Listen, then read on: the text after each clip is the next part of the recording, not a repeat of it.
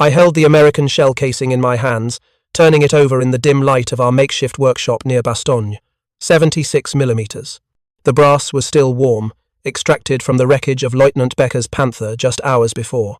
My hands weren't shaking from the cold Belgian winter of 1944, they were shaking because I finally understood what we were truly facing. This wasn't supposed to be possible. The American Sherman tank, we had been told repeatedly, mounted a weak 75mm gun that couldn't penetrate our armor. Yet here in my hands was physical evidence that everything we'd been taught was becoming obsolete. The date was December 18th, 1944. The location was a frozen forest road somewhere in the Ardennes, where Hitler's last great gamble, the operation we would come to know as the Battle of the Bulge, was already beginning to falter. I was an Obergefreiter, a senior lance corporal, serving as gunner and later, acting commander in a Panther tank of the 1st SS Panzer Division. My name doesn't matter now. What matters is what I learned during those terrible winter days, and how a simple brass shell casing shattered every assumption I held about German technological superiority. If you're enjoying this deep dive into the story, hit the subscribe button and let us know in the comments from where in the world you are watching from today. We had gone to war believing absolutely in the superiority of German engineering. This wasn't mere propaganda. It was supported by mathematics, by metallurgy, by the hard science of armor penetration and ballistics. Our training at the Panzer schools had been thorough and systematic. We learned the specifications of every Allied tank, memorized their weaknesses, and practiced the tactics that would exploit those vulnerabilities. The American M4 Sherman tank, in particular, had been presented to us as almost pitiable in its inferiority. I remember my instructor, at the training facility in Putlos during late 1943, a veteran of the North African campaign named Hauptmann Weber. He stood before a large diagram showing the Sherman's profile, pointing with his wooden stick at various weak points. The American Sherman, he announced with absolute confidence, is armed with a 75mm M3 gun. This weapon has a muzzle velocity of approximately 620 meters per second when firing armor-piercing ammunition. At 1,000 meters range, it can penetrate roughly 70 millimeters of vertical armor plate. He moved his pointer to a diagram of the Panther. Our Panzer V Panther, which most of you will crew, has frontal armor of 80 millimeters thickness, sloped at 55 degrees. This slope effectively increases the armor's resistance to approximately 140 millimeters equivalent. The Sherman's 75mm gun cannot penetrate our frontal armor at any combat range. It would need to maneuver to our flanks or rear to achieve a kill. The numbers were real, the physics was sound. We believed him because the evidence supported his claims. When we asked about American tank destroyers like the M10 Wolverine, which mounted a more powerful 3-inch gun, Hauptmann Weber acknowledged they were more dangerous, but emphasized they were thinly armored and relatively few in number. The standard Sherman, we were assured, would be our primary opponent, and we would dominate it. Our own Panther's main gun, the 75mm KBUK 42 liters, 70, was a different beast entirely. With a much longer barrel and higher muzzle velocity of approximately 925 meters per second, it could penetrate 138 millimeters of armor at 1,000 meters. Against the Sherman's frontal armor of approximately 64 millimeters, it could achieve kills at ranges where the American tank couldn't effectively return fire. The tactical advantage was overwhelming. This wasn't empty boasting. In the summer of 1944, after the Allied invasion of Normandy, we saw the proof ourselves. My Panther company was deployed to France in July, part of the desperate German effort to contain the Allied breakout. Near the town of Villers-Bocage, we encountered an American armored column moving along a narrow road. The engagement was brutally one-sided. I was serving as a gunner in my company commander's Panther that day. Through my gun sight, I watched as our first shot struck a Sherman at approximately 800 meters range. The armor-piercing round punched completely through the Sherman's frontal armor, and within seconds, smoke was pouring from its hatches. The American tank never had a chance to return effective fire. Over the next 20 minutes, we systematically destroyed 7 Sherman tanks. They attempted to maneuver, to find flanking positions, but the terrain favored us, and our superior range meant we could engage them before they closed to distances where their guns might threaten us. We lost 1 Panther that day, but not to enemy fire. The tank suffered a transmission failure, a chronic problem with the Panther design, and had to be abandoned when American infantry threatened to overrun our position. The crew escaped, and we withdrew, after accounting for our victory. 7 confirmed kills against no combat losses. The mathematics of our superiority seemed proven beyond doubt. Throughout the late summer and autumn of 1944, this pattern repeated itself across the Western Front. American tankers were brave, often recklessly so, but bravery couldn't overcome the fundamental disparity in our respective tanks' capabilities. They needed to be close to within 300 or 400 meters to have a reasonable chance of penetrating our armor, and we could destroy them at twice that range or more. The tactical situation forced them into desperate flanking maneuvers, into rushed attacks that left them exposed, into sacrifices that seemed almost suicidal from our perspective. Yet, even then, observant commanders noted troubling details. The Americans never seemed to run out of tanks. For every Sherman we destroyed, 2 more appeared. Our own losses, mostly to mechanical breakdown and Allied air attacks rather than enemy armor, were difficult to replace. New Panthers arrived slowly, often with undertrained crews fresh from abbreviated training programs. The veterans among us began to sense that something was wrong with the strategic picture, even if the tactical engagements continued to favor us. By December of 1944, I had been promoted to acting tank commander after my predecessor was killed by fragments from an Allied bomb. Our Panther battalion was withdrawn from the front lines in late November, supposedly for rest and refit. Instead, we found ourselves preparing for something big. Security was extraordinarily tight. We were forbidden from writing letters home. Our maps showed only local details, with broader geographical context deliberately obscured. On December 15th, we finally learned our objective. Hitler had conceived a massive counteroffensive through the Ardennes forest, aimed at splitting the Allied armies, recapturing the vital port of Antwerp, and forcing the Western Allies to negotiate a separate peace.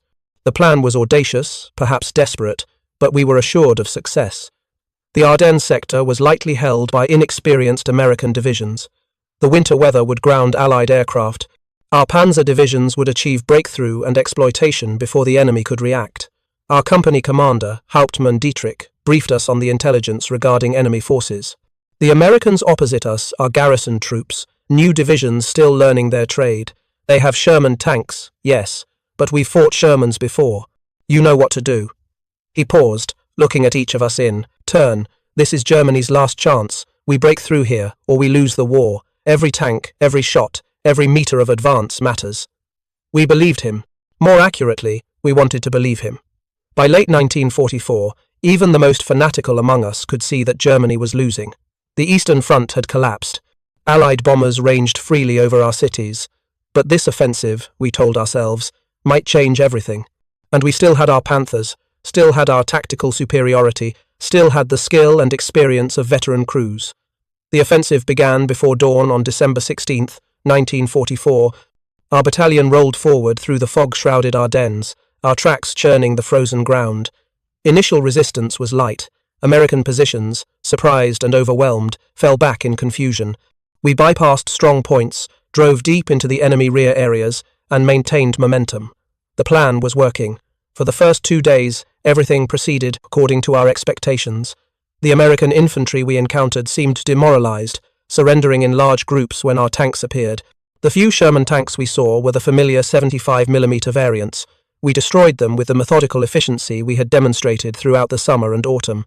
Our training, our equipment, our tactics all seemed vindicated. I remember feeling almost optimistic on the morning of December 18th.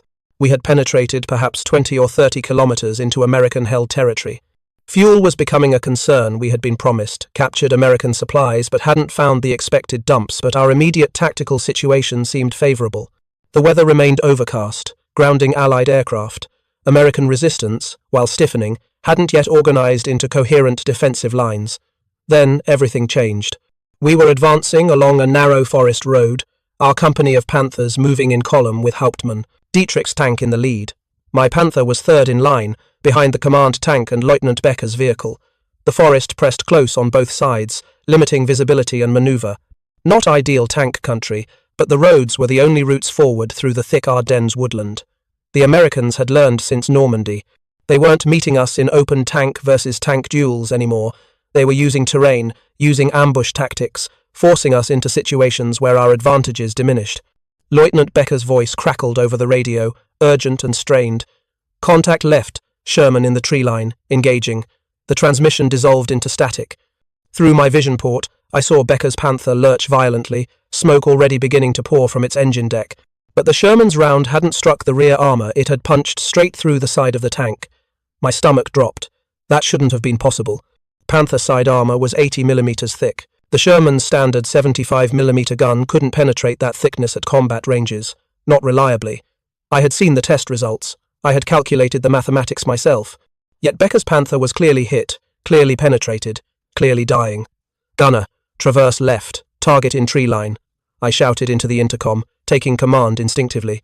Our gunner, Schaefer, was already swinging the turret. Through my periscope, I caught a glimpse of the Sherman as it reversed rapidly into deeper forest cover. Even in that brief moment, something registered as wrong. The gun barrel looked different, longer, thicker than the Shermans we'd been fighting. That's not a 75 millimeter gun, Schaefer said, his voice tight with tension.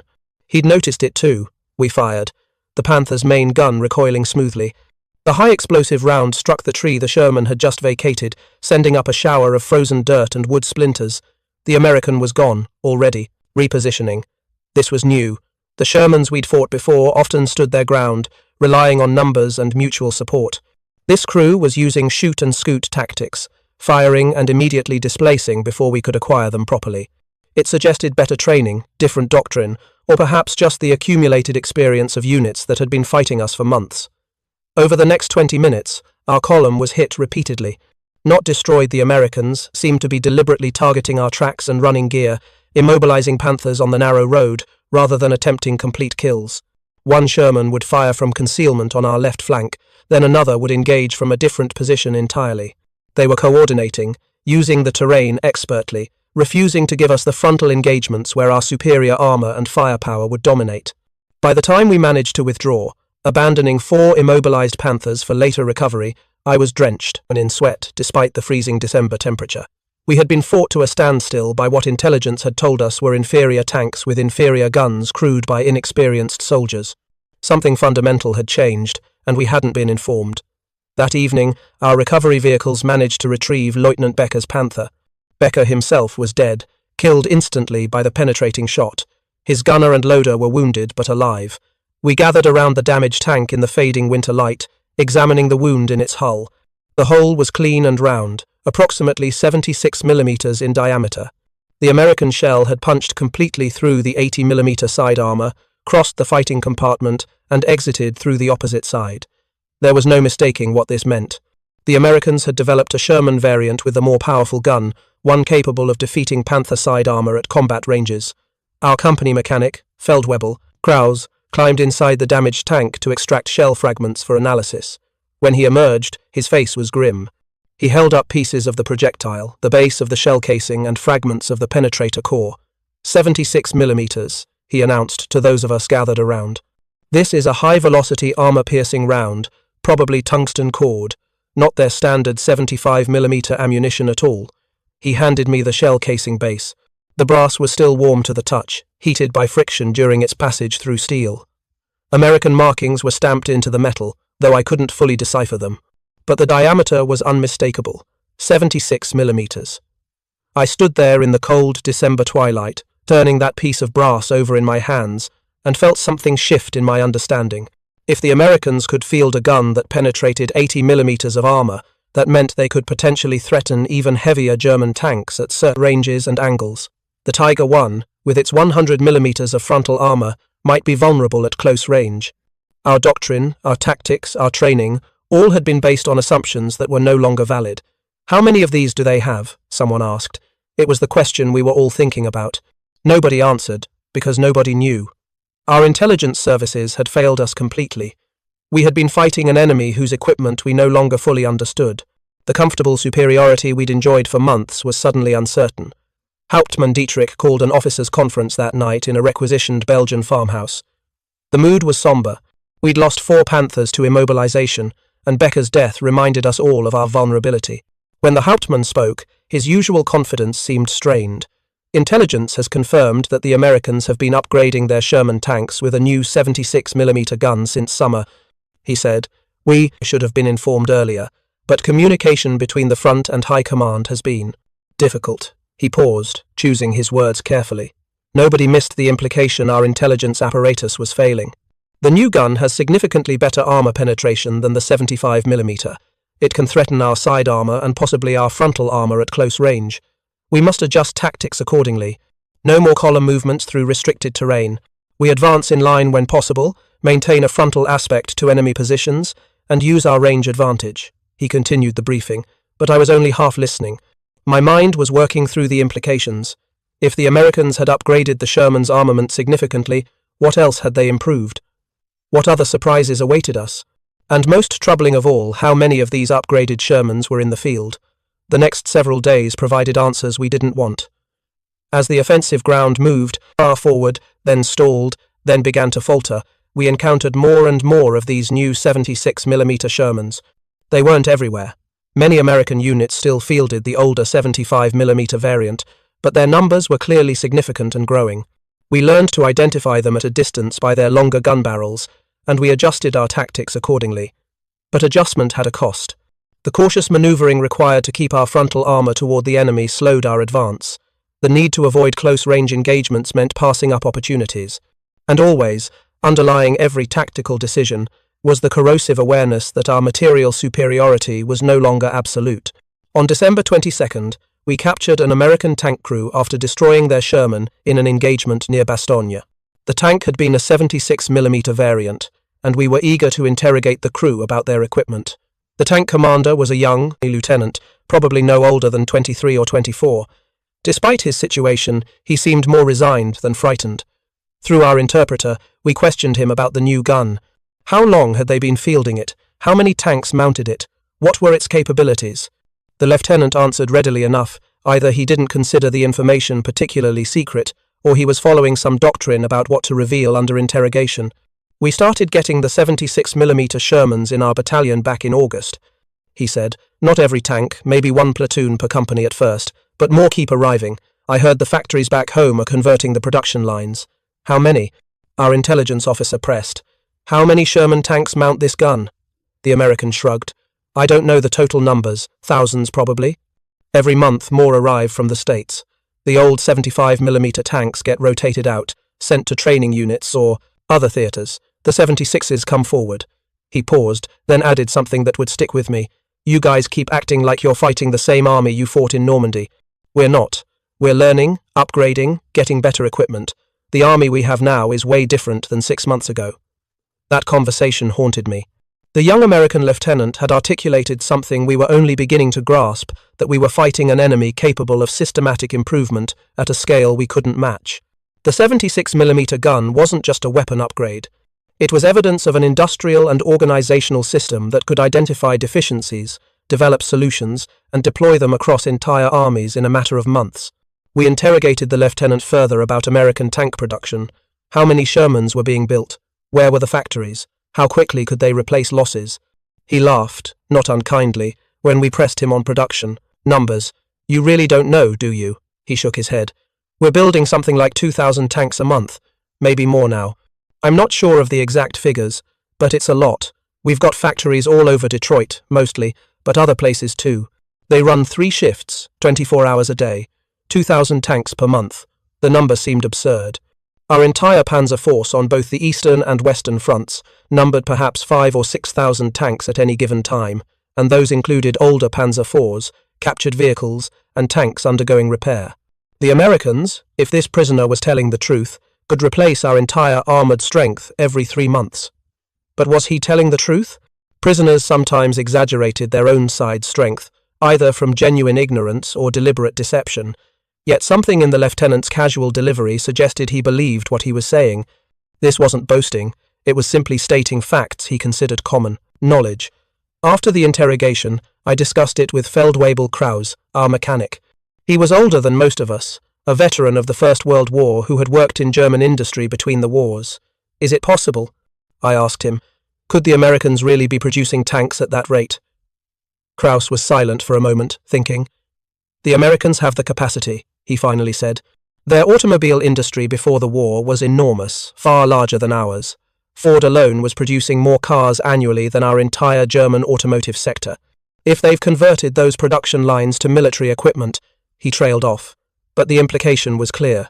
But that would mean they have more tanks than we could ever hope to destroy, I said, voicing the thought we were all avoiding.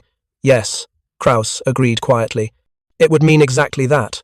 The Ardennes offensive continued, but the momentum had clearly shifted. By Christmas of 1944, the weather cleared, and American aircraft appeared in force. Fighter bombers hunted our columns relentlessly. Supply lines stretched thin, fuel became critically scarce, and on the ground, American resistance stiffened as reinforcements poured in. We continued to encounter the 76mm Shermans with increasing frequency. Each engagement forced us to be more cautious, more methodical, more conservative with our increasingly limited resources. The easy victories of the first days became grinding, costly battles of attrition. On December 27th, my own Panther was hit for the first time in combat. We had been dueling with what we thought were 3 Shermans, positioned on a ridgeline overlooking a small Belgian village. In reality, there were 5 American tanks, 2 hidden in defilade positions, waiting for us to commit to the attack. The 76mm round struck our turret side at an oblique angle. It didn't fully penetrate the armor, but the impact caused massive, sprawling fragments of steel, breaking off the interior surface and ricocheting through the fighting compartment like shrapnel. Schaefer, my gunner, took multiple fragments in his shoulder and arm. Our loader was hit in the leg. Only my position in the commander's cupola saved me from injury. I ordered the crew to bail out. Within seconds, we were abandoning our Panther and retreating on foot through the frozen forest. Behind us, secondary explosions began to cook off our ammunition as fire spread through the tank. The Panther, that had been my home for months, that had protected us through dozens of engagements, was burning. We reached German lines after a terrifying 2-hour march through snow and forest, expecting American infantry to appear at any moment. By the time we were debriefed and assigned to a replacement Panther, I had lost all illusions about German invincibility. The tactical superiority we'd enjoyed was eroding, and the strategic situation was becoming dire. If you find this story engaging, please take a moment to subscribe and enable notifications. It helps us continue producing in-depth content like this. In early January of 1945, our battalion was pulled back from the line. We had started the offensive with 17 operational Panthers. We now had 4. The losses were staggering: 13 tanks in less than 3 weeks. Some had been destroyed by enemy fire. More had been abandoned due to mechanical failure or lack of fuel. Several had been knocked out by American aircraft. But increasingly, the 76mm Shermans were accounting for our casualties. During the withdrawal, I had the opportunity to examine another destroyed Panther more closely. This one had been hit multiple times by 76mm rounds. 3 penetrations were visible on the side armor. The tank's interior was a charnel house, and I won't describe what we found there. What struck me, though, was the systematic nature of the damage. The American gunners hadn't just gotten lucky, they had engaged this Panther at close range and methodically destroyed it with multiple hits. I retrieved another 76mm shell casing from the wreckage, this one lodged in the damaged road wheel assembly. It joined the first casing I'd collected from Becker's tank. I kept both, though I couldn't have explained why at the time. Perhaps they were talismans, physical reminders of a truth I was struggling to accept. By late January, the Ardennes offensive had completely failed. We had been pushed back to our starting positions, having achieved nothing except the loss of men and materiel we couldn't replace. The Western Allies were preparing to resume their advance into Germany itself, and I was sitting in a cold barracks room, turning brass shell casings over in my hands, trying to understand how everything had gone so wrong. The 76mm gun itself wasn't the problem, not really. Yes, it was more dangerous than the 75mm, but our Panthers could still defeat Shermans in most tactical situations if properly employed. The real problem, the one that slowly crystallized in my understanding, was what that gun represented. The Americans had identified a deficiency in their tank armament sometime in 1943 or early 1944. They had designed a new gun, tested it, put it into production, and deployed it to combat units, all in less than a year. And they had done this while continuing to produce thousands of tanks, while supplying their allies, while fighting in multiple theaters simultaneously. Germany, by contrast, had spent years developing and refining the Panther. When problems emerged, and they did, many of them we struggled to implement fixes. Our production numbers remained relatively modest. Our supply lines were increasingly disrupted by Allied bombing. Our training programs were shortened due to manpower shortages and fuel scarcity. The Americans were improving faster than we could destroy them. It was that simple and that devastating. In February of 1945, our unit was reorganized and sent east to face the Soviet advance. We received 2 replacement Panthers to bring our company up to a total of 6 operational tanks, barely a third of our authorized strength. The crews were increasingly composed of young men with minimal training, boys really, pulled from the Luftwaffe or the Hitler Youth, and given abbreviated instruction before being thrust into combat. Before we departed for the Eastern Front, I had a conversation with Hauptmann Dietrich that illuminated how thoroughly our leadership had miscalculated. We were alone in his office, finalizing the movement orders, when he suddenly set down his papers and looked at me. "Obergefreiter," he said quietly, "what did you think of that American prisoner we interrogated? The one who claimed they were producing 2,000 tanks per month. I think he was telling the truth, Herr Hauptmann," I replied. Dietrich nodded slowly. "I obtained some additional intelligence reports, captured documents, primarily. The American claim appears to be accurate, perhaps even conservative." He paused. "We've been receiving reports of American tank production since 1943. The numbers have been available to High Command. They simply chose not to believe them." He pulled out a folder and showed me a document. I couldn't read it in detail, but I saw the numbers. American tank production for 1944, approximately 17,500 units. German production for the same period, approximately 9,000 armoured vehicles of all types, including tank destroyers and self-propelled guns. "The Americans outproduced us nearly 2-1, Dietrich said. "And that's just tanks. Aircraft production is even more lopsided. They built over 96,000 aircraft last year. We managed perhaps 36,000, and most of those were fighters desperately trying to defend our airspace rather than bombers or ground attack aircraft to support our armies." He closed the folder. "The 76mm gun you've been concerned about, it's a symptom, not a disease. The disease is that we went to war against an industrial power that can outproduce us by factors we can't overcome through tactical superiority, or better training, or more advanced technology." "Then why are we still fighting?" I asked. It was perhaps insubordinate, but Dietrich and I had been through too much together for strict formality. "Because the alternative is surrender," he said simply. "And because there are men in Berlin who still believe in final victory, or at least in negotiating a conditional peace. They're wrong, of course, but we're soldiers. We follow orders." The conversation ended there, but it stayed with me. Dietrich had articulated what I had been slowly realizing, that the war was already lost, had perhaps been lost from the moment America entered the conflict and fully mobilized its industrial capacity. All our tactical victories, all our superior weapons, all our tactical skill, none of it mattered against an enemy who could replace losses faster than we could inflict them. The Eastern Front was worse than the West in every conceivable way. The Soviets had their own mass of tanks, their own artillery, their own industrial capacity. They had learned from their defeats in 1941 and 42, adapting and improving just as the Americans had. And they were motivated by a rage that came from having their homeland invaded and devastated. My war ended on March 12, 1945, near the Remagen bridgehead. We had been sent to help contain the American breakout across the Rhine. By then, fuel shortages were so severe that we often couldn't move our tanks at all.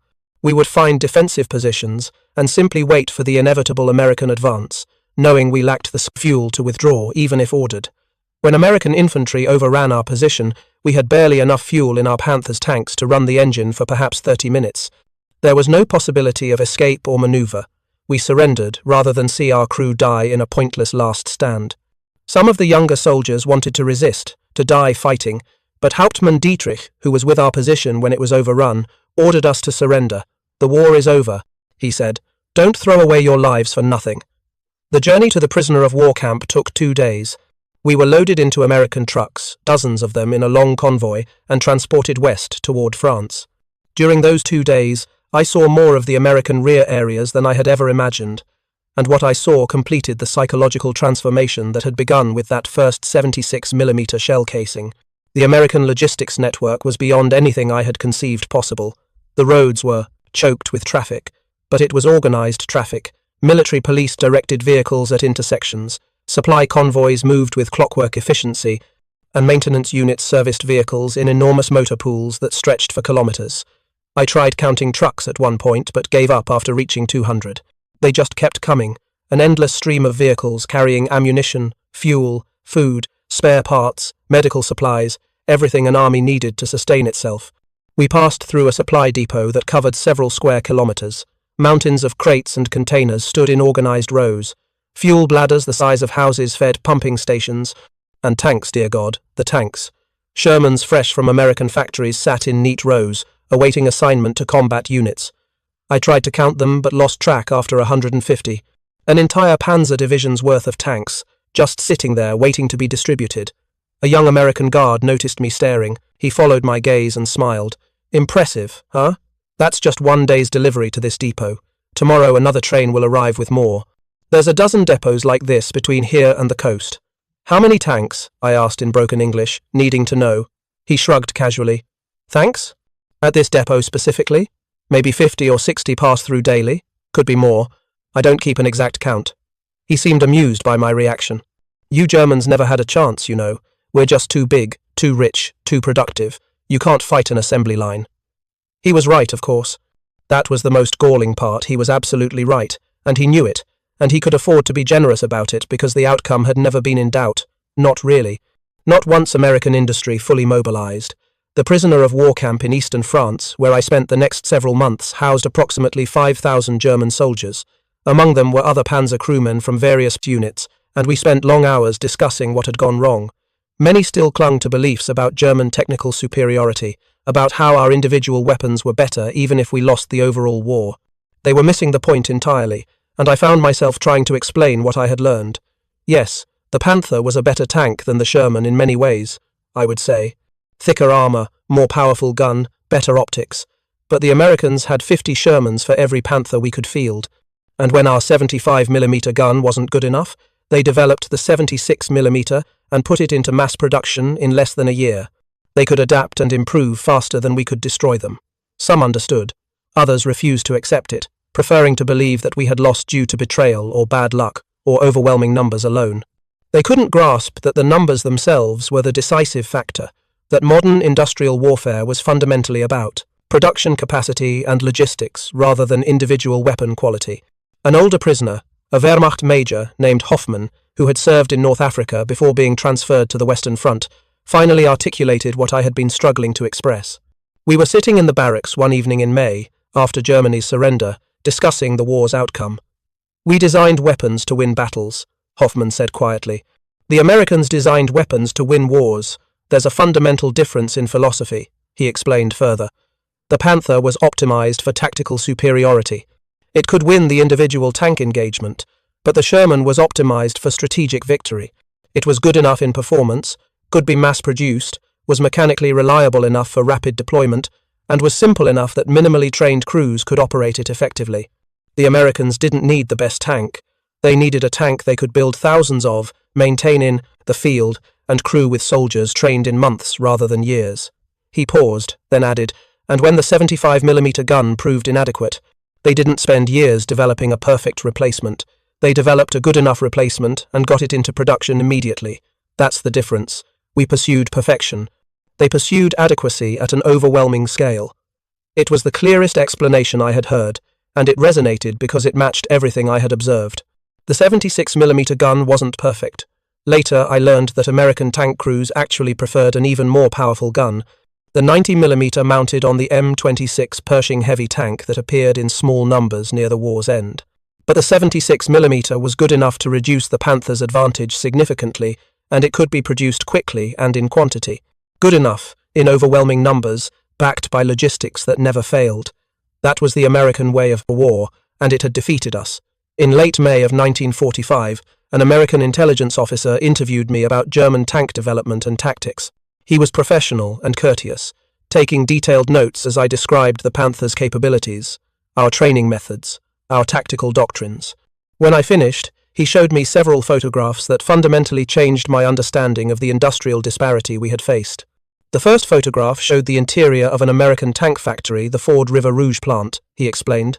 The production line stretched into the distance, with dozens of Sherman tanks in various stages of assembly. Workers, many of them women, operated heavy machinery and overhead cranes with practiced efficiency. The scale was staggering. At peak production, the officer said, this facility could complete one Sherman tank every 60 minutes. Chrysler's plant in Detroit could match that. We had 8 major tank production facilities operating simultaneously. He showed me another photograph. This is the Watervliet Arsenal in New York. Gun production. The 76mm guns you encountered were designed in late 1943, tested in early 1944, and in mass production by summer of 1944. From concept to battlefield deployment in less than a year. Less than a year. The Germans had spent years developing the Panther, and it still entered service with serious mechanical problems that took additional months to resolve. The Americans had identified a deficiency, designed a solution, and deployed it across entire armies in the time it took us to work the bugs out of our existing weapons. The 76mm wasn't even our best option, the officer continued. We had the 90mm gun on the Pershing by late 1944. That weapon could penetrate your Tiger frontally, but we didn't need it urgently. The 76mm was good enough for most situations, and we could produce more of them faster. Good enough. That phrase again. It was the epitome of American military-industrial philosophy, and it had proven devastatingly effective. He showed me production statistics from an official U.S. Army document. In 1944 alone, American factories had produced approximately 17,500 tanks and self-propelled guns. Germany, by comparison, had produced roughly 9,000 armoured vehicles of all types, and that was with our factories working around the clock, using slave labour from concentration camps, under constant threat of Allied bombing. But tanks were only part of the story. Aircraft production showed an even more dramatic disparity. America had built over 96,000 aircraft in 1944. Germany had produced approximately 36,000, most of them fighters desperately trying to defend our airspace rather than bombers or ground attack aircraft to support our armies. And trucks, the unglamorous but essential vehicles that kept armies supplied and mobile, revealed perhaps the most decisive gap. The Americans had produced nearly 700,000 military trucks in 1944. Germany had manufactured perhaps 60,000, many of them converted civilian vehicles or captured equipment. The officer watched me process these numbers, saw the impact they were having. "You fought well," he said, and there was no condescension in his voice. "Your tactics were often superior. Your tank crews were generally better trained. The Panther was, in many ways, a better tank than the Sherman. But you were fighting an industrial system that could outproduce you 10-1 in some categories, while simultaneously fighting Japan in the Pacific, supplying Britain and the Soviet Union through Lend-Lease, and maintaining a substantial civilian economy." He closed his folder of photographs and statistics. "Your leadership knew these numbers. They had intelligence reports detailing American production capacity. They simply chose not to believe them, or believed that other factors, tactical superiority, better training, willpower, could overcome the industrial disparity. They were wrong. I was repatriated to Germany in late 1946, returning to a country I barely recognized. The cities were rubble. The economy was shattered. Millions were dead or missing. Everything we had fought for, every sacrifice we had made, had been for nothing. Germany was occupied, divided, defeated utterly and completely. In the years since, I have had much time to reflect on my experiences as a Panzer crewman, and particularly on that December day in the Ardennes when I first held a 76mm shell casing and began to understand the true nature of the war we had been fighting. We were taught to believe in technological superiority, in the excellence of German engineering, in the quality of our weapons and training, and in many individual metrics, we were superior. The Panther could defeat the Sherman in most one-on-one encounters. Our crews were better trained on average. Our tactical doctrine was sophisticated. But none of that mattered because we had fundamentally misunderstood modern industrial warfare. Wars are not won by superior weapons alone. They are won by industrial capacity, by logistics, by the ability to sustain operations over months and years, by replacing losses faster than the enemy can inflict them. The 76mm Sherman represented something far more significant than just an improved tank gun. It represented an entire industrial and philosophical system that we had failed to comprehend until too late.